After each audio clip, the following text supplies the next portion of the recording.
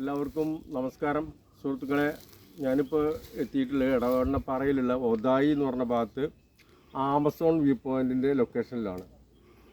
ഇത് പിന്നെ കുറേ മുമ്പേ ഞാൻ ഇതിൻ്റെ എതിർ സൈഡിലുള്ള ഹിൽസിൽ ആദിവാസികൾക്കൊരു ക്ലാസ്സുമായി ബന്ധപ്പെട്ട് വന്നിട്ടുണ്ട്. ഇപ്പോൾ കുട്ടികളൊക്കെ ഇങ്ങനെ ഇങ്ങോട്ട് പോരുന്നുണ്ടെന്ന് പറഞ്ഞപ്പോൾ അതിവിടെ എന്താണെന്ന് അറിയാൻ വേണ്ടിയിട്ട് ഞാനൊന്നിങ്ങനെ ശ്രമിച്ച് നോക്കിയാണ്.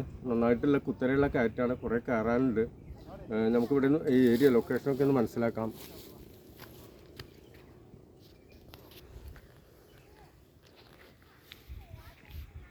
നല്ല ഉയരമുള്ള ഹിൽസുകൾ തന്നെയാണ്. നമ്മളുടെ ഒരു പ്രശ്നം ഇവിടെ കാണുന്നത് എന്താ വെച്ചാൽ, ഈ പർവ്വതങ്ങൾ എന്ന് പറയുന്നത് ശരിക്കും ഭൂമിക്കടിച്ചിട്ടുള്ള ആണികളാണെന്നാണ്. ആ ഭൂമിയുടെ സന്തുലിതാവസ്ഥ ഉണ്ടല്ലോ, അതിനെ നമ്മൾ ഈ പർവ്വതങ്ങൾ നശിച്ചാൽ നമുക്ക് ചിലപ്പോൾ ഒരുപാട് പ്രശ്നങ്ങൾ ഉണ്ടാവും.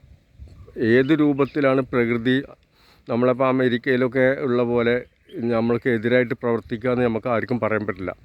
അപ്പോൾ ഈ കാണണല്ലോ, ദൂരെ കണ്ടോ, ഇതിപ്പോൾ എത്രയോ ദൂരം എന്നാണ് ഞാൻ എടുക്കുന്നത്. ഇതിപ്പോൾ ഒരു കോറിയാണ് അല്ലേ. ഈ കോറി ഇവിടെ നമുക്ക് ആവശ്യം ഉണ്ടാവും, റോഡ് പണി മറ്റോ മറിച്ചൊക്കെ വരുമ്പോൾ. പക്ഷേ പരമാവധി ഗവൺമെൻറ്റുകളൊക്കെ നമുക്ക് ചെയ്യേണ്ടത് എന്താ വെച്ചാൽ, മണ്ണ് കൊണ്ടുള്ള നിർമ്മിതികളുണ്ട് ഇവിടെ. പഴയ കാലത്ത് നമ്മൾ കട്ട വാർത്ത് വീടുണ്ടാക്കിയിരുന്നു, ഒരു കുഴപ്പമില്ല. ശരിക്കും മഴ പെയ്താലും കൂടി ചില കട്ട വാർത്തതിന് പ്രശ്നം ഉണ്ടാവില്ല. അപ്പം നമ്മൾ ഇങ്ങനത്തെ ആ ഒരു സംഭവമൊക്കെ നമ്മൾ ജനങ്ങളുടെ ഇടയിലേക്ക് എത്തിക്കണം.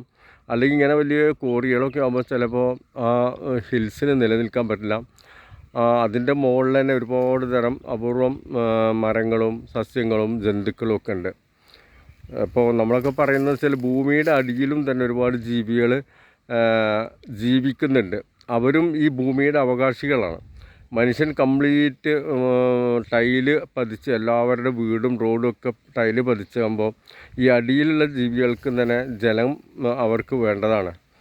അപ്പോൾ ആ ജലത്തിനെ ആശ്രയിച്ചാകും അവരും നിലനിൽക്കുന്നത്. അപ്പോൾ മനുഷ്യന് മാത്രമല്ല, മനുഷ്യൻ്റെ സുഖലോലുപത്തിന് വേണ്ടിയിട്ടാണ് നമ്മൾ ഇതൊക്കെ ചെയ്യുന്നത്. ഈ പ്രകൃതിയെ ഇങ്ങനെ വല്ലാതെ ദ്രോഹിക്കുമ്പോഴേ നമുക്കൊക്കെ ഒരു പ്രകൃതി ഇഷ്ടപ്പെടുന്ന ആൾ എന്നുള്ള നിലയിൽ വല്ലാത്ത വിഷമാണ് ഇതൊക്കെ കാണുമ്പോൾ തോന്നുന്നത്.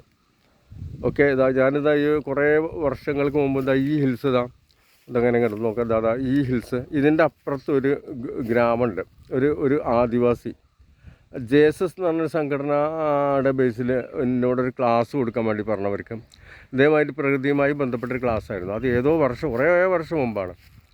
അന്ന് ഞാൻ നടന്നാണ് അങ്ങോട്ട് കയറിപ്പോയത്. ഇതിപ്പോൾ ഈ ഹിൽസിൻ്റെ നേരെ എതിർ സൈഡാണ് ഉള്ളത്. ആമസോൺ വ്യൂ പോയിൻ്റ് നമ്മൾ കുട്ടികളിതിന് പേരിട്ടിക്കണമുള്ളൂ. ഓക്കെ, ഞങ്ങളിപ്പോൾ അതിൻ്റെ മുകൾക്ക് കയറിക്കൊണ്ടിരിക്കുകയാണ്. ഇനി ഒരു 2 കിലോമീറ്റർ കയറാനുണ്ട്. Okay, thank U.